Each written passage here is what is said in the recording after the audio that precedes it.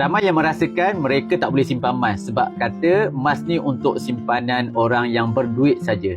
Sebenarnya hari ni ada satu platform tuan-puan boleh mulakan simpanan emas walaupun dengan serendah RM100. Tuan-puan boleh mulakan simpanan dalam akaun Emas Gap Public Gold.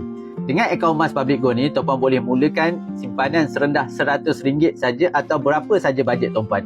Ada 200, simpan 200. Kalau tuan-puan nak simpan dalam gram emas yang banyak pun ataupun dalam bajet yang banyak pun boleh simpan dalam akaun Gap.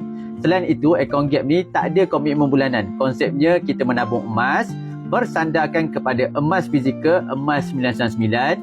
Bila-bila masa kalau tuan-puan nak jual semula untuk gunakan kecemasan dan keperluan mendesak, boleh dijual semula dan boleh fizikalkan kepada emas fizikal macam ni kalau tuan-puan nak. Paling penting patuh syariah. Kalau tuan-puan nak mulakan akaun Emas Gap Public Gold, boleh klik link dekat profil saya bantu tuan-puan sebaiknya. Semoga bermanfaat.